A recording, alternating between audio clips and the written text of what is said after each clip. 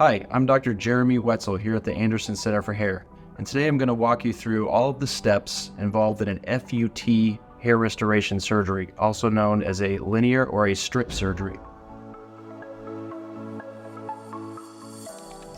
When you arrive on the day of your procedure, you'll choose your lunch and review the consent paperwork. Then you'll be brought back to the OR to meet with your surgeon. We'll review your allergies and medications. You can ask any questions you may have, and you'll sign your consents.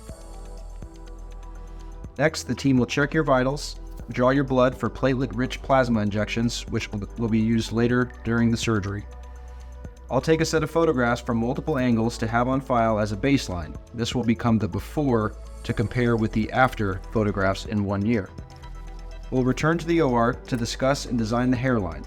We'll take care to evaluate the size and shape of your head, the extent of your hair loss, and how much donor hair will have to create a custom surgical plan tailored specifically to your situation and your needs and preferences.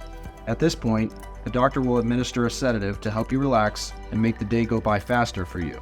Many patients eventually fall asleep. Next, we'll trim the hair in the back in the donor area, and we mark the areas for extraction.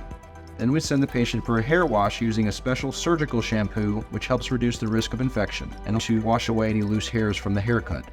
Meanwhile, the blood drawn for the platelet-rich plasma has been processing in a centrifuge. The red blood cells are removed and discarded. The leftover plasma is spun down again, which allows us to isolate the platelets with a small amount of plasma. This mixture appears yellow. At this point, the PRP is prepped and ready. After returning from the hair wash, it's time for anesthesia.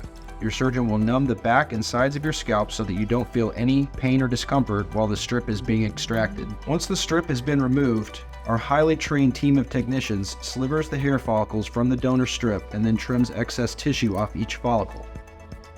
Simultaneously, your surgeon will use sutures to close the wound in the donor area.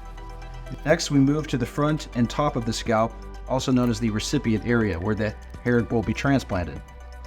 The next step is to inject the platelet-rich plasma. The growth factors contained in the PRP will help stimulate the new hair follicles when they're placed into the recipient area.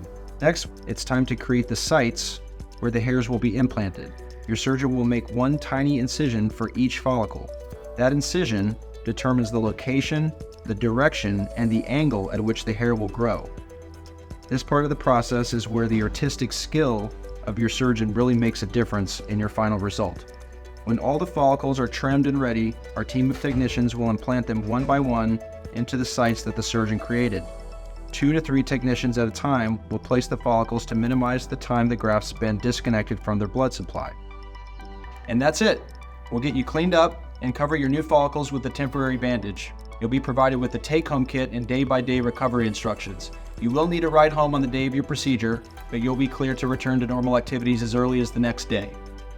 If you have any questions, whether it's about a part of the surgical process, whether or not you're an ideal candidate, or even if you're just starting to experience hair loss and want us to take a look, don't hesitate to call us here at the Anderson Center for Hair.